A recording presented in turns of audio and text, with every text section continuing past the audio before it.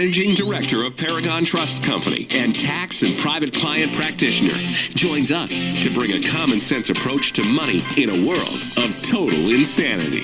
Let's welcome Tony D'Angelo. All right, Tony joins us every Tuesday to talk about a number of different things, whether it's money or laws or crazy things he finds that are going on here in the state capitol or beyond. Tony, good morning. How are you? Good morning, and proud to be among you guys. Well, we appreciate that. So, listen, we got to talk about transportation, but before we do that, we got to talk some folks down off ledges, I think, today, right? I'm going to tell you a story I was thinking about last night as I heaved myself over to the couch.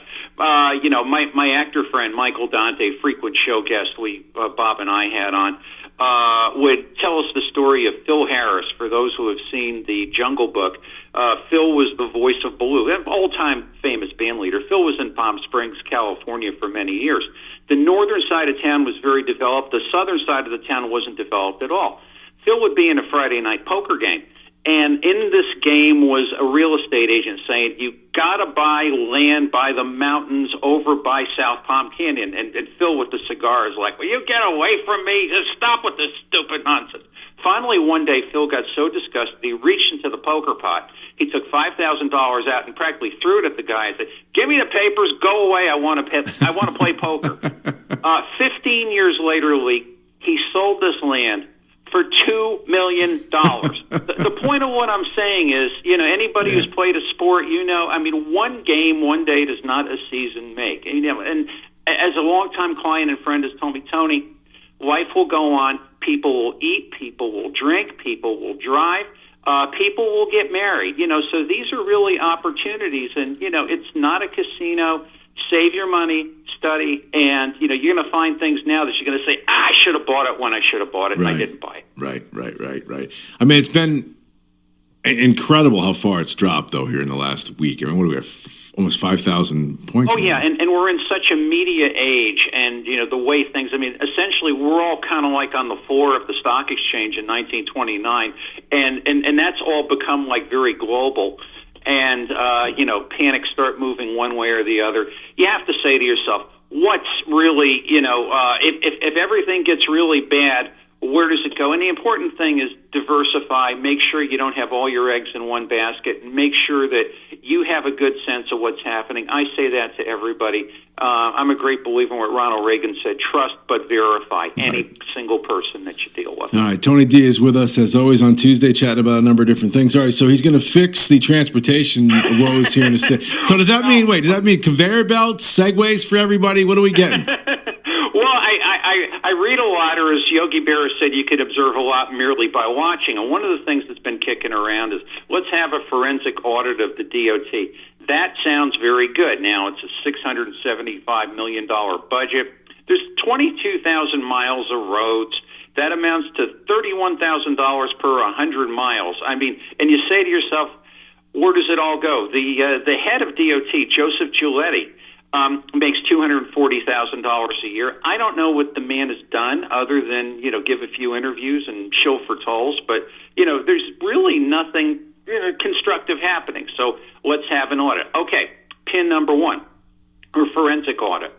But who does this audit? And some people may remember there was a study done a couple of years ago called the Plan for Connecticut, and it was some of the shall we say, the more capital-intensive business leaders in the think tank and whatever the case may be.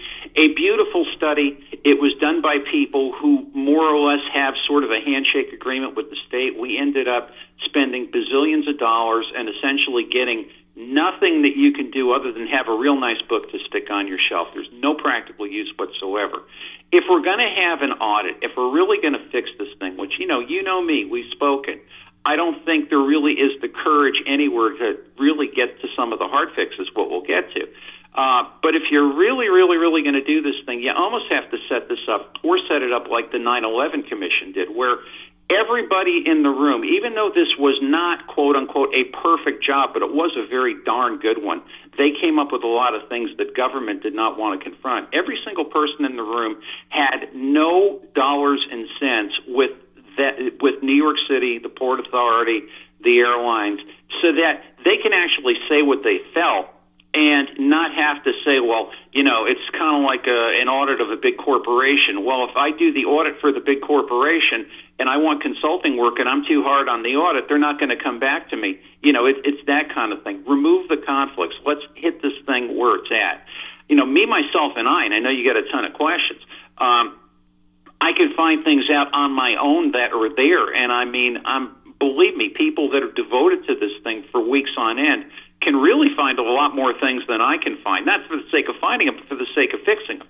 The other thing which I'll mention, and I'll gladly let you have a whack at me, is no one in the media talks about really our state is equity insolvent. For people that have taken Accounting 101, that's where your liabilities exceed your assets. We can pay our bills, but if we were to sell every single asset we had, we might be able to clear all of the legacy liabilities. And if we did that, and if we really looked at it, the things we don't hear in our media are the B words: billions and bankruptcy.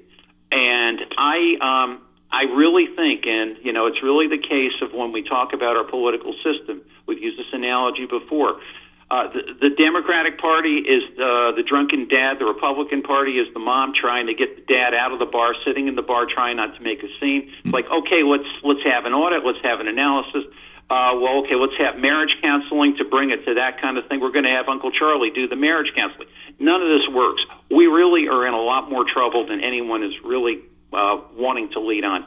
Your ball. Well, I tell you, the audit part of this is something we've been talking about for a long time, and here's how I know that it's the right thing to do, is because it seems like everybody who would be under the microscope doesn't want one, right? Exactly. So, that says enough right there. The Dems don't want a forensic audit. Certainly the Department of Transportation doesn't want one. So if I were in charge, that'd be the first thing I do, because somewhere along the line, someone's wasting a whole bunch of money. Oh, yeah, it's evident. Just do the chicken scratch math like I did. And the other thing which I have said is state universities. We have 4 in a very, very small state. That's fine. That's good. Have the sports teams, have the identities at school, but do we really need 4 redundant administrations? Do we really need... We're not that big. Our metropolitan area, this entire state, is half of the metropolitan area of Houston, Texas City. It's like, hey, come on. These are things I think that we nurtured through the years with our home rule and everybody trying to keep everything. Yeah. We can unify and streamline a whole lot of functions, which if we don't do it, the market and the forces and just where economies go is going to do it for us. Now, of course, we have a bad market day. What does that do? All of the underlying assets in the pensions are undervalued from what the assumptions were. So the actuaries have to go out and they have to figure out, well, okay, what do we really need to make these costs? And then you end up with something like Rhode Island, who at least has had the courage to say, hey, we can't keep up with this. We don't hear this in Connecticut. We don't hear about, we really do have the right to come and question the CBAC agreement. No one's mentioning that. It's like, oh, we can't do it. It's carved in stone. No, it isn't. There's a case in Rhode Island. The Yankee Institute had a great article about this. The U.S. Supreme Court is saying that, at government, if I can get this language, can be unilaterally changed an agreement by state regulation if there is a significant and legitimate public purpose behind the regulation to remedy a broad social or economic problem. We've got that. Nobody's confronting it. At least ask the question. At least say, hey, Mama, who's going to pay for my Cadillac? We're not getting that. I got to get going here, but I wanted to ask you, throw this out at you, just something to think about. I've said this to a number of politicians. Every time I say it, maybe they look at me a little cross-eyed. Some give me the benefit of humoring me for a second. But, is it possible here in the state of Connecticut to take the budget and so give each department an opportunity to cut whatever they can cut? Like, say they can cut 10% out of their... I'm so happy you mentioned that. My friend Bob Swick, the economist, who helps me and works closely with me on this, has mentioned that. He has proposed a 5 to 10% cut of every single department. You can cut 5 to 10% in your household budget. It's easy to do. But let me ask you this, Bob. I'm Tony, not to interrupt you, but if you had the actual state employees, if you gave them a task of doing their job with 10% less resources, right? But you take that 10%, whatever you save from the budget, you split in half. Half goes to the workers of the state of Connecticut, half goes back to the taxpayer. Because people like to be incentivized. Sure. I almost feel like that would work. Now, I don't know how you'd break it down, but I mean, if you're talking about tens of millions of dollars split out between thousands of people, that can turn out to be a lot of money, not only for the people who work for the state of Connecticut, but also for the taxpayers. Now, I understand you could question whether or not the services would be the same, and they'd always have to be, or better. But I mean, I think people need some kind of an incentive. If you're kind of in a job where it doesn't matter whether you spend $100 or $50, you're going to spend $100. No doubt about it. No doubt about it. All right. Well, that's it. Maybe we can talk about that down the road somewhere along the line. But, Tony, thank you, buddy. I appreciate it. My pleasure. All right, Take care, pal. guys. You have a good one. All right. So there you go. We'll come right back. Stick around.